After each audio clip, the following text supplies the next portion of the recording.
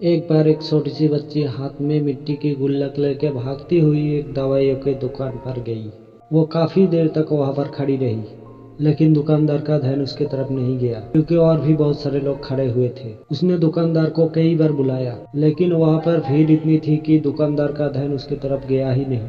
और फिर उस बच्ची को थोड़ा सा गुस्सा आया और उसने अपनी मिट्टी की गुल्लक लेकर के वही काउंटर पे जोर से रख दी। जिसके बाद में जो दुकानदार था और जितने भी लोग खड़े थे वो सब उस बच्ची की तरफ देखने लगे। और फिर उस दुकानदार ने बच्ची से पूछा, बेटे आपको क्या चाहिए? तो वो बड़े ही भोलेपन से बोली, मुझे चमत्कार चाहिए। ये सुन करके दुकानदार को कुछ समझ में नहीं आया, ना ही वहाँ पर जो लोग थे उन्हें कुछ समझ में आया। वो सब उसकी तरफ देखने लगे। फिर दुकानदार ने बोला, बेटे चमत्कार तो यहाँ पर नहीं मिलता है। तो बच्ची को लगा वो झूठ बोल रहे हैं, और बच्ची ने कहा कि मेरे गुल्लक में बहुत पैसे हैं, अब बताओ आपको कितने पैसे चाहिए, लेकिन मैं आज यहाँ से चमत्कार लेकर के ही जाऊंगी। वही काउंटर पे और एक आदमी खड़ा था। उसने उस बच्ची से पूछा कि बेटे क्यों चाहिए तुम्हें चमत्कार? तब उस बच्ची ने अपनी कहानी बताई कि अभी कुछ दिन पहले मेरे भाई के सर में बहुत दर्द हुआ, तो मेरे पापा मम्मी उसे हॉस्पिटल में ले गए। उसके बाद कई दिन तक मेरे भाई घर पर नहीं आए।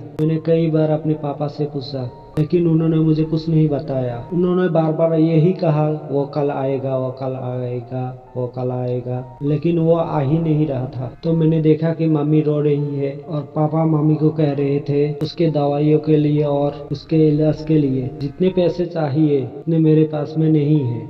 अब उसको कोई चमत्कार ही बचा सकता है। तब मुझे लगा कि मेरे पापा के पास इतने पैसे नहीं, हुआ तो क्या हुआ, मेरे पास तो है। तो मैंने जितने भी पैसे जोड़ रखे हैं सारे लेकर के मैं इस दवाइयों के दुकान पर आई। फिर उस आदमी ने इस बच्ची से पूछा, कितने पैसे है तुम्हारे पास में? सुनते ही उस बच्ची ने अपनी गुल्लक उठाई, जमीन पर फेंकी और तोड़ दी और पैसे गिनने लग गई। बाकी सब लोग खड़े होकर के उसे देख रहे थे।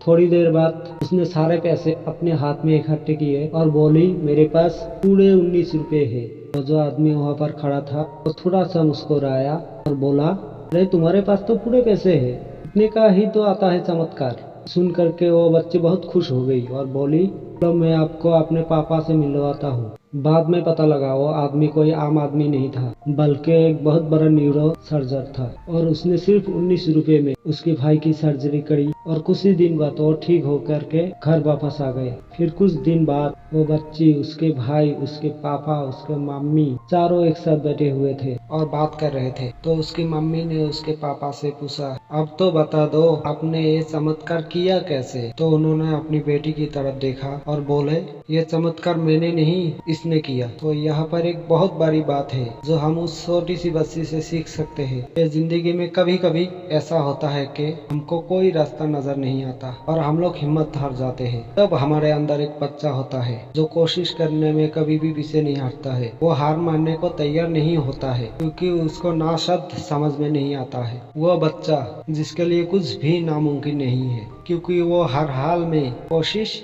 करता ही रहता है। अगर वीडियो अच्छा लगा तो चैनल को सब्सक्राइब और बेल आइकन जरूर प्रेस करना।